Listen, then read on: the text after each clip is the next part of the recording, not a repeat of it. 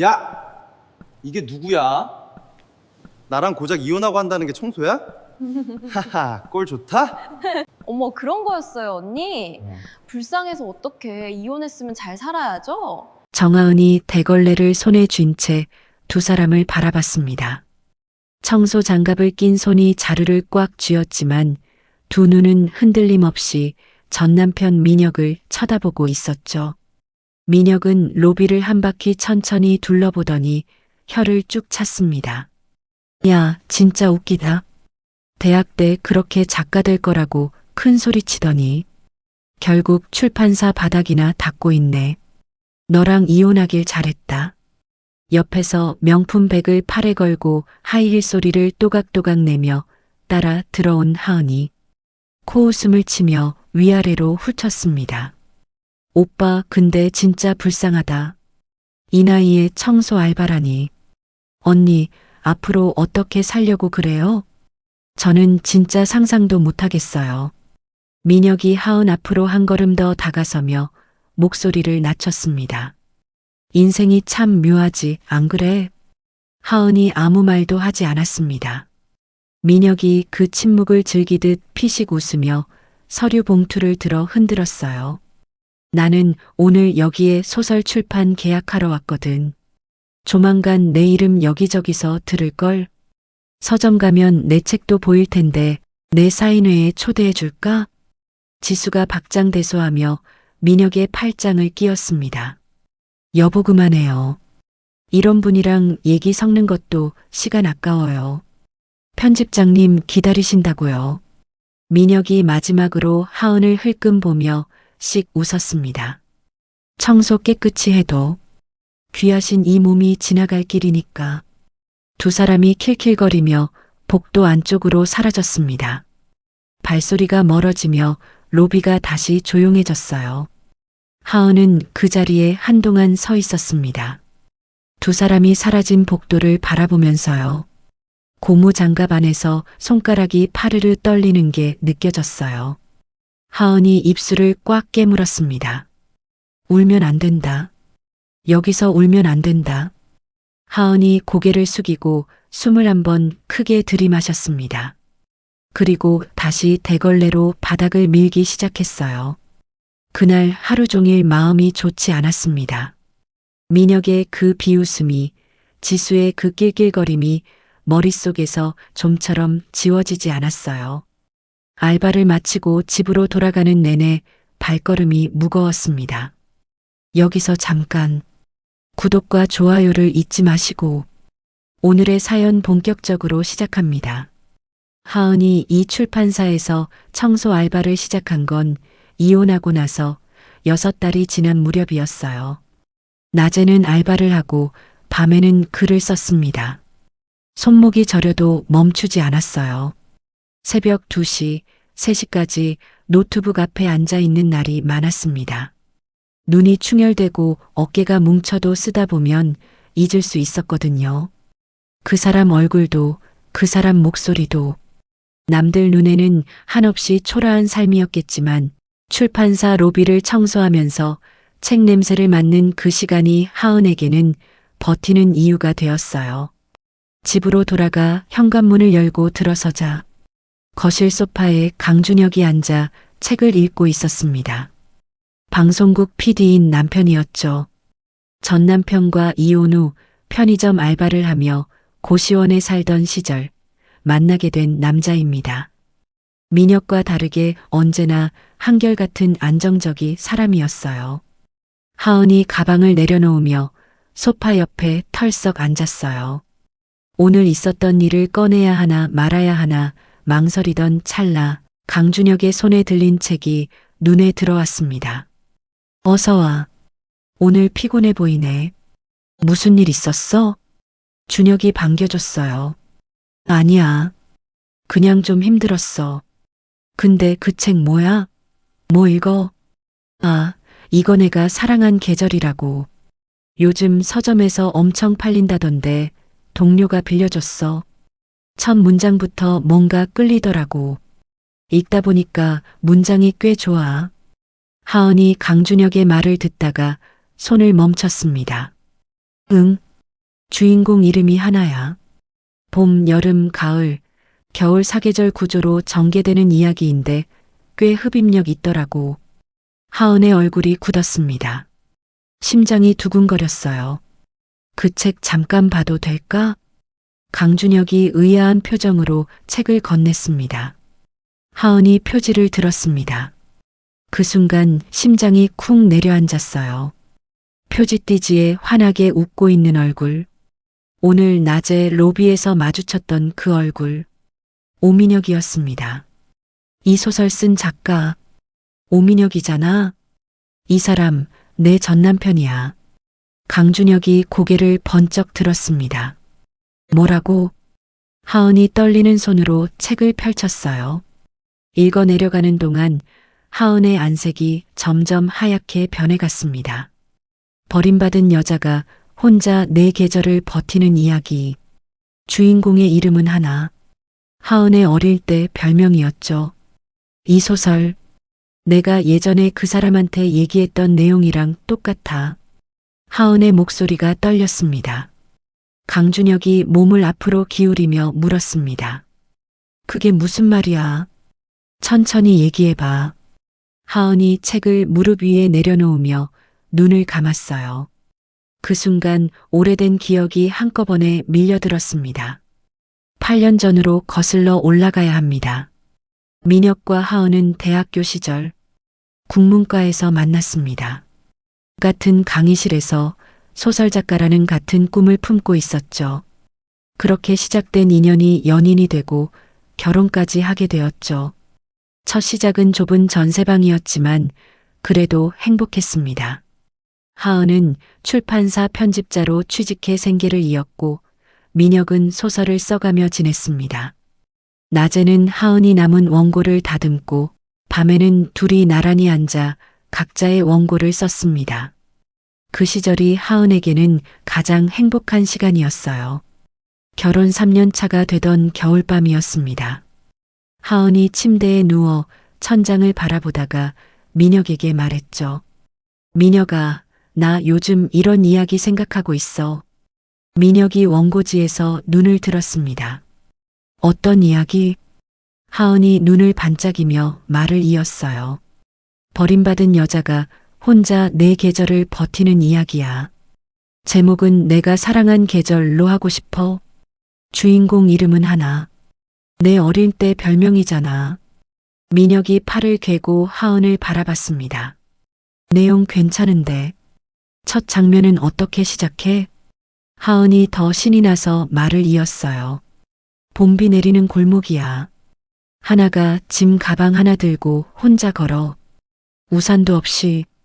그 다음은 여름엔 작은 식당에서 알바를 해. 손이 부르트도록 일하는데 민혁이 고개를 끄덕이며 원고지 귀퉁이에 빠르게 무언가를 메모했습니다. 좋은데 나중에 같이 발전시켜보자. 하은은 그날 밤을 오랫동안 기억했습니다. 가슴이 두근거려서 도무지 잠이 오지 않았던 밤이었으니까요.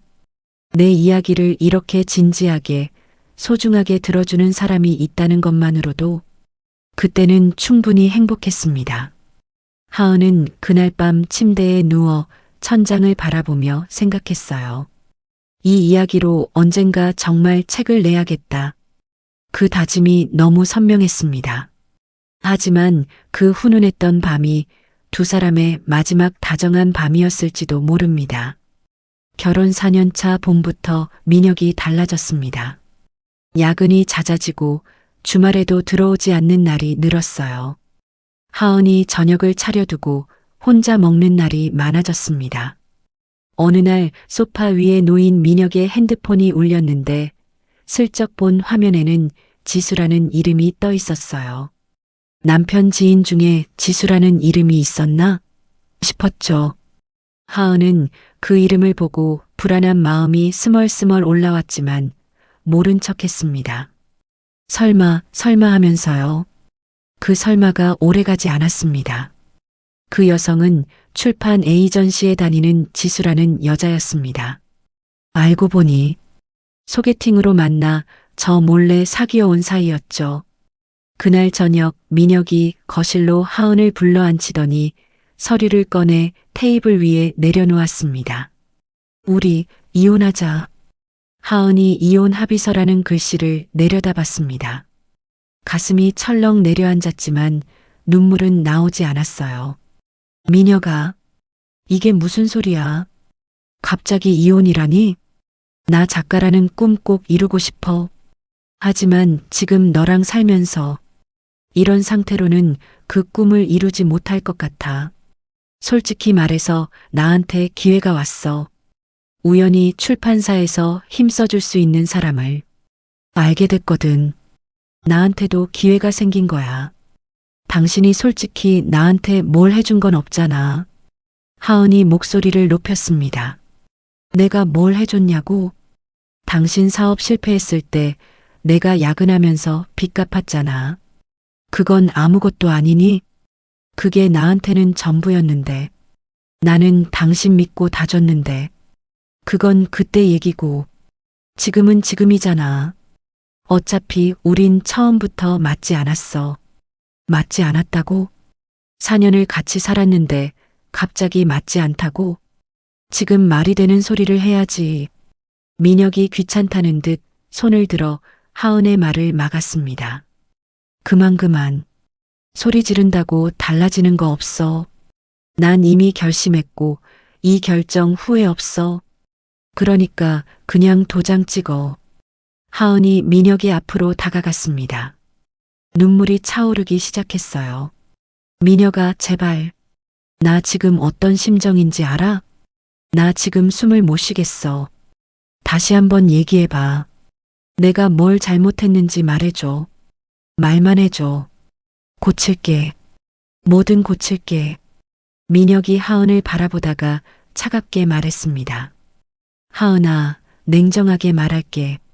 새로 만난 그 사람은 내 미래고 너는 내 과거야. 더 이상 붙잡고 싶지 않은 과거. 도장 찍어. 그 말이 칼처럼 꽂혔습니다. 하은이 입술을 꽉 깨물었어요.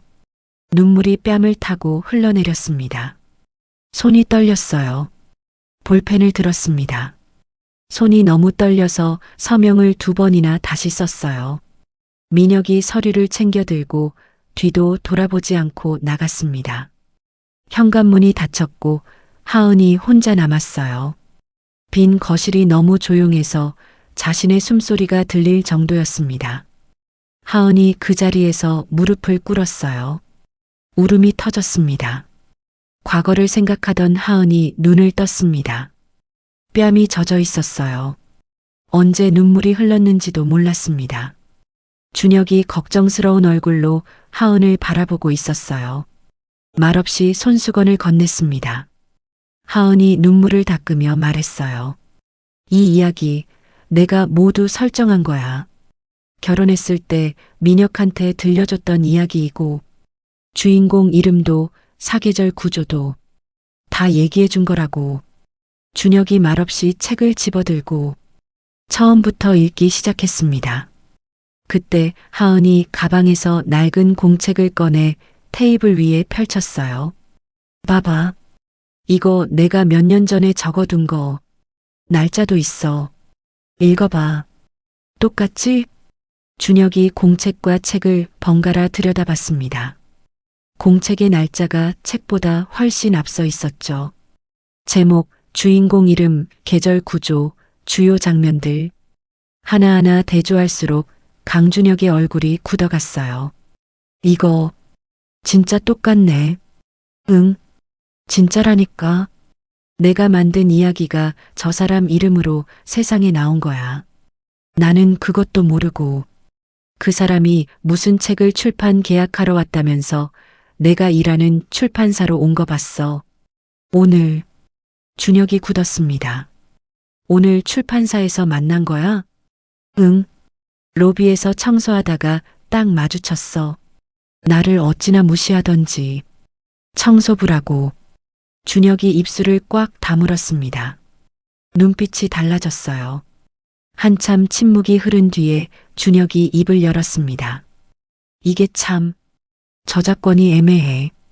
여보 말을 내가 당연히 믿지만 법적으로 입증하기가 쉽지 않을 거야. 구두로 나눈 대화를 증명할 방법이 없으니까. 그럼 어떡해? 그냥 두면 저 사람이 내 이야기로 평생 작가 행세를 하는 거잖아. 나는 평생 남의 출판사 바닥이나 닦으면서 살고. 하은의 목소리가 갈라졌습니다. 준혁이 잠시 생각에 잠겼다가 눈빛이 달라지며 말했어요. 차라리 너도 이 내용으로 책을 써서 내는 게 어떨까? 이 소설의 진짜 주인은 너잖아. 진짜 모든 스토리를 아는 사람이 쓰는 거니까. 지금 이 책보다 훨씬 더 탄탄할 거야. 그 사람이 모르는 장면들, 내가 그날 밤 들려주지 않았던 것들, 그게 다 증거가 될 수 있어. 이 이야기가 내 거라고 말하면 누가 믿어줘. 이미 세상에 나왔는데. 나를 그냥 베낀 사람으로 볼 텐데. 진짜 이야기는 읽으면 달라. 그리고 이 공책이 증거로 있잖아. 하은이 공책을 손으로 꽉 쥐었습니다. 그래도 무서워. 그 사람이 가만 안 있을 텐데. 그 사람 성격 알잖아. 준혁이 하은의 손을 잡았습니다. 내가 있잖아. 겁낼 거 없어. 한번 써봐. 하은이 잠시 준혁을 바라봤습니다. 그 눈빛이 진심이라는 걸 알았어요. 그리고 천천히 고개를 끄덕였습니다. 다음 날 아침이었습니다. 준혁이 출근하면서 하은을 바라봤어요. 여보, 그리고 이제 청소 일은 그만해. 하은이 눈썹을 올렸습니다. 갑자기 무슨 소리야? 당신만 돈 버는 건 힘들잖아. 내 벌이로 둘이 살기 충분하다니까. 이제 고집 그만 부리고 그만둬.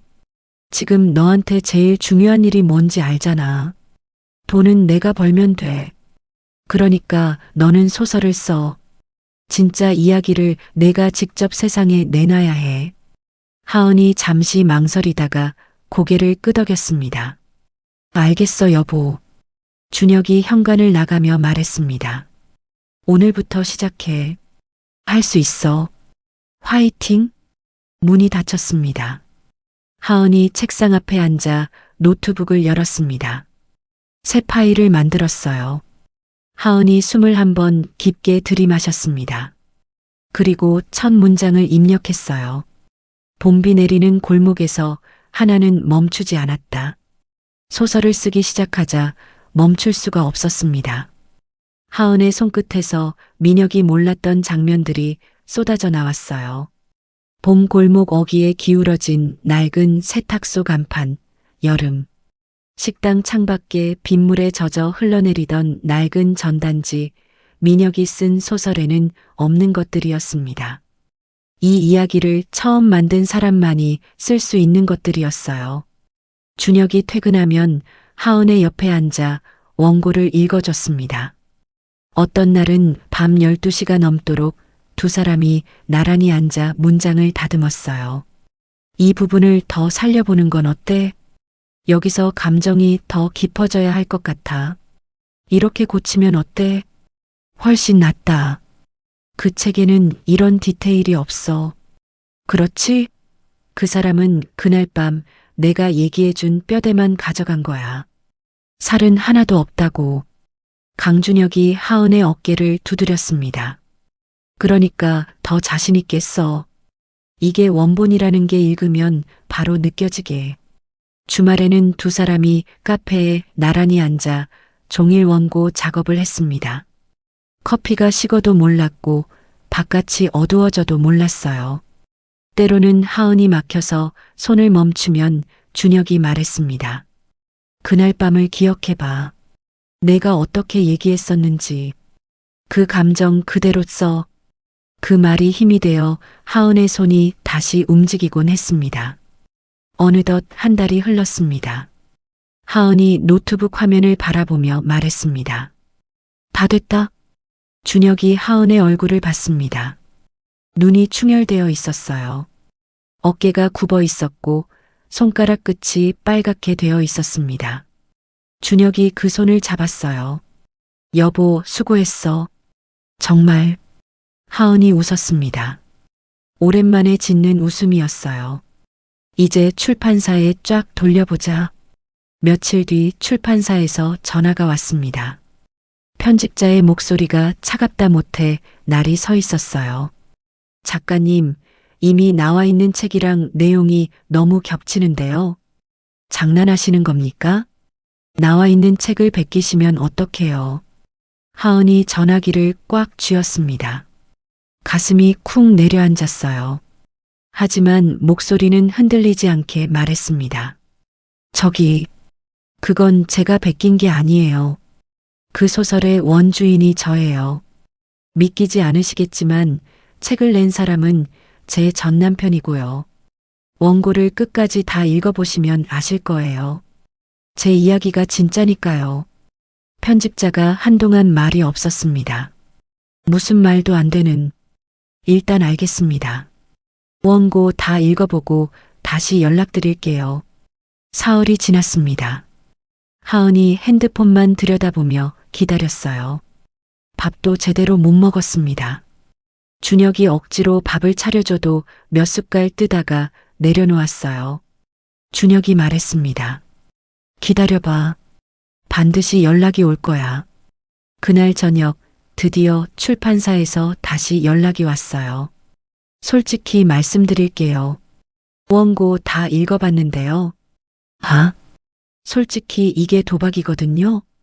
근데 이미 나온 책보다 이쪽이 훨씬 재밌어요. 이야기에 살이 다르게 붙어 있어요. 오민혁 작가 책에는 없는 디테일들이 이쪽에 살아있네요. 출판해 볼까요, 작가님? 정말인가요? 정말 감사합니다. 정말. 하은이 전화를 끊었습니다. 그리고 아무 말도 못했어요.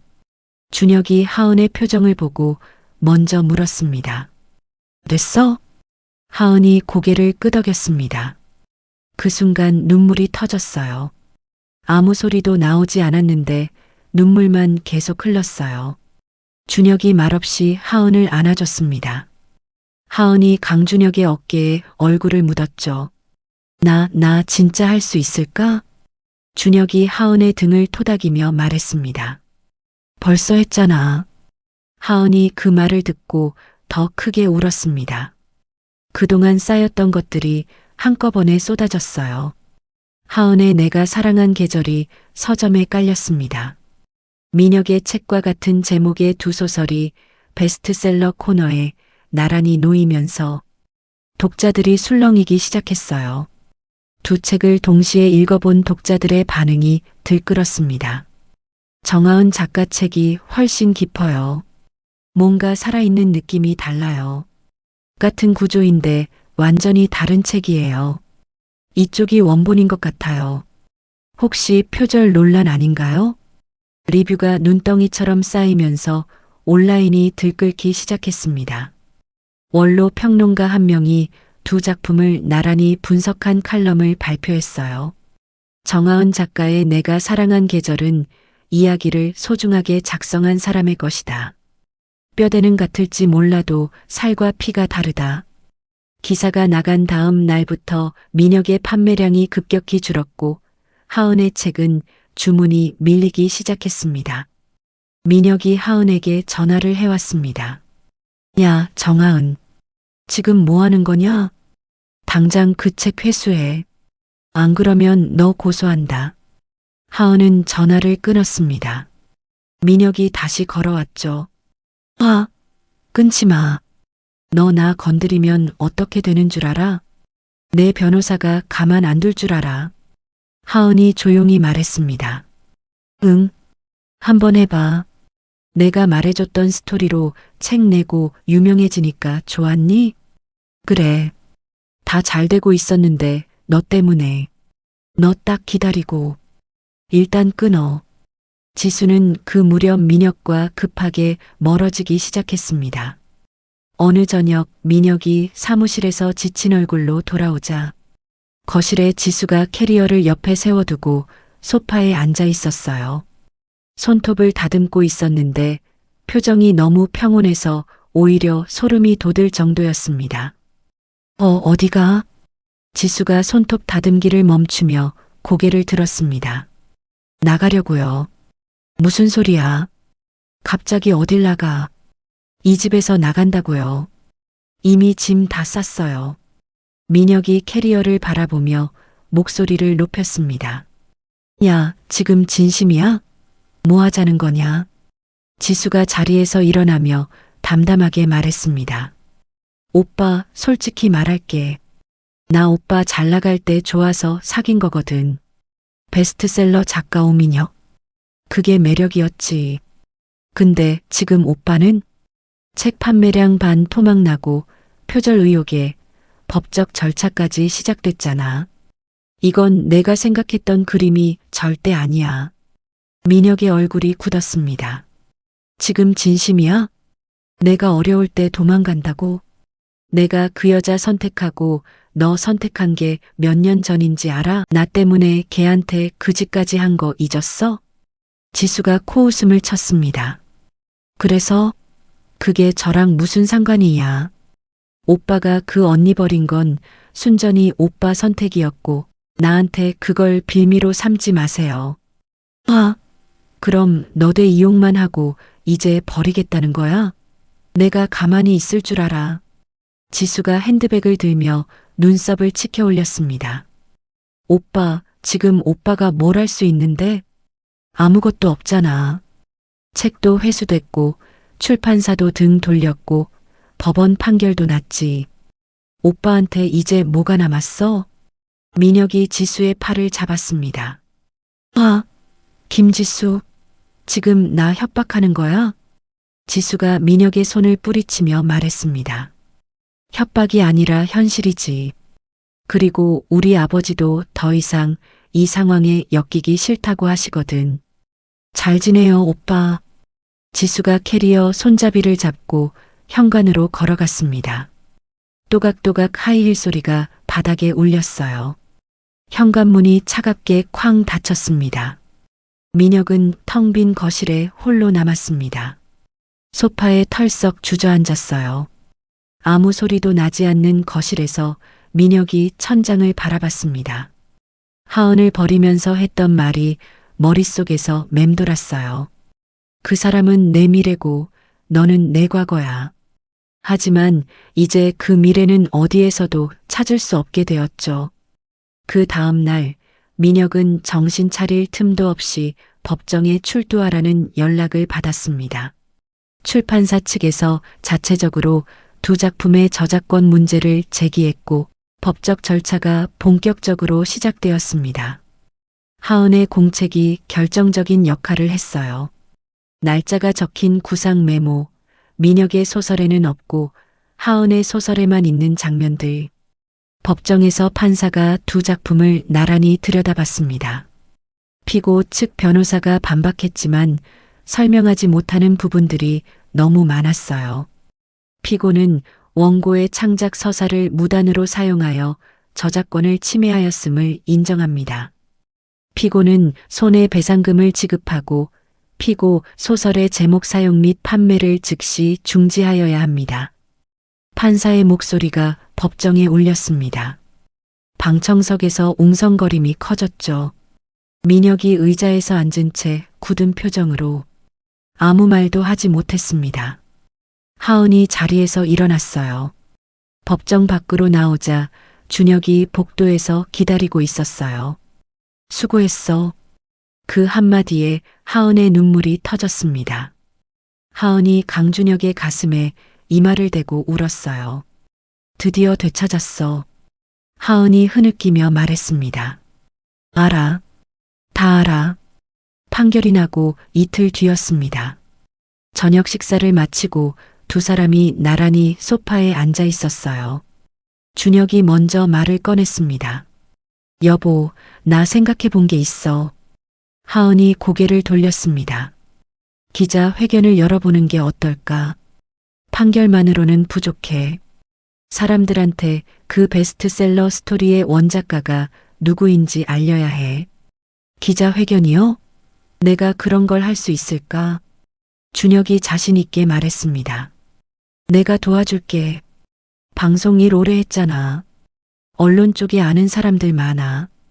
기자분들 섭외하고 장소도 잡고 내가 다 세팅해 줄게.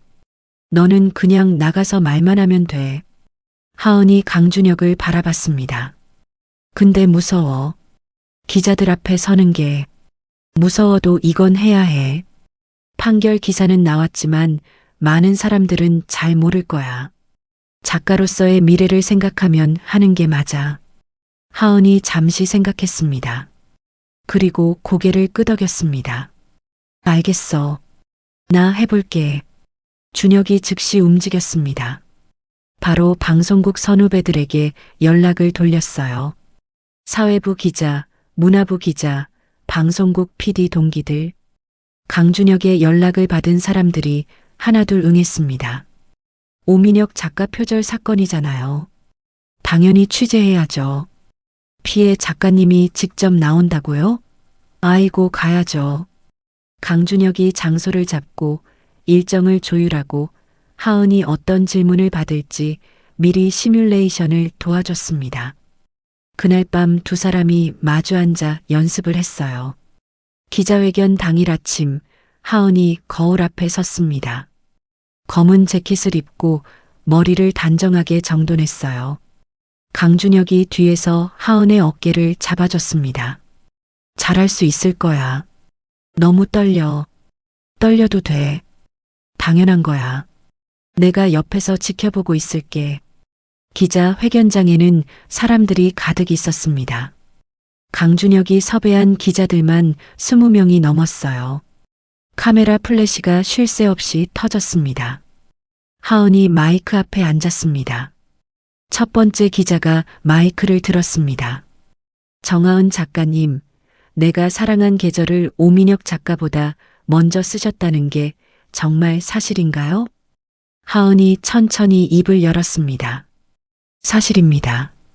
제가 그 사람과 결혼 3년 차가 되던 해 겨울밤에 들려준 이야기예요. 당시 남편이었던 오민혁에게 직접 들려줬습니다. 그때 남편이 옆에서 원고지에 메모를 하던 기억이 아직도 선명합니다. 두 번째 기자가 손을 들었습니다. 증거가 있으신가요? 단순한 주장만으로는 부족하지 않나요? 하은이 가방에서 낡은 공책을 꺼내 테이블 위에 올려놓았습니다. 그리고 직접 펼쳐서 카메라를 향해 들어 보였어요. 이게 그 날짜에 제가 직접 적어둔 창작 노트입니다. 여기 날짜를 보시면 오민혁 씨 소설 출간일보다 3년 이상 앞서 있어요. 보다시피 전부 적혀 있습니다. 그리고 제 소설에는 오민혁 씨 책에 없는 장면들이 있어요. 이 이야기를 처음 만든 사람만이 쓸 수 있는 중요한 장면들이죠. 그리고 이미 법원에서 승소했습니다. 기자들이 술렁였습니다. 카메라 플래시가 공책을 향해 일제히 터졌어요. 세 번째 기자가 물었습니다. 오민혁 작가가 일부러 훔쳐간 거라고 보시나요? 하은이 잠시 말을 골랐습니다. 글쎄요. 제가 말씀드릴 수 있는 건 저는 그날 밤 제가 사랑하는 남편에게 제 이야기를 들려줬을 뿐이에요. 그게 언젠가 이렇게 쓰일 줄은 꿈에도 몰랐어요. 의도가 어땠든 간에 결과적으로 제 이야기는 제 이름 없이 세상에 나왔습니다. 그게 가장 가슴 아팠어요. 네 번째 기자가 날카롭게 물었습니다. 그 사람이 전 남편이라서 더 배신감이 크셨을 것 같은데요. 어떠셨나요? 하은이 눈을 잠깐 내리깔았습니다. 그리고 고개를 들었어요. 맞아요. 전 남편이어서 더 힘들었어요. 같이 작가를 꿈꿨던 사람이었으니까요. 그 사람 앞에서 밤새 신이 나서 내 이야기를 들려줬던 제가 참 순진했구나 싶었어요. 근데 그 억울함이 저를 여기까지 오게 했습니다. 그 억울함이 없었으면 저도 포기했을 거예요. 마지막으로 한 기자가 손을 들었습니다. 지금 심경이 어떠세요? 하은이 잠시 눈을 감았다가 떴습니다. 사실 그동안 출판사에서 청소를 하면서 일했어요. 글만 쓰면서 생계를 이어갈 순 없었거든요. 출판사 바닥을 닦으면서도 언젠가는 내 이야기를 내 이름으로 세상에 내놓겠다는 생각 하나로 버텼어요. 지금은 그 이야기를 내 이름으로 돌려받았으니까 이제는 괜찮습니다. 앞으로 더 좋은 이야기를 쓰겠습니다. 회견장이 잠시 조용해졌습니다. 그리고 박수 소리가 터져 나왔어요. 기자 한 명이 손을 들어 박수를 쳤고 그게 퍼지면서 회견장 전체가 박수로 가득 찼습니다. 그 박수 소리를 들으며 눈물이 한 방울 뺨을 타고 흘러내렸습니다. 하은이 살짝 웃으며 손으로 닦았어요. 기자 회견이 끝나고 그날 저녁 뉴스가 나왔습니다. 강준혁이 거실 TV 앞에서 하은의 손을 잡고 있었어요. 화면 속 앵커가 또렷한 목소리로 말했습니다.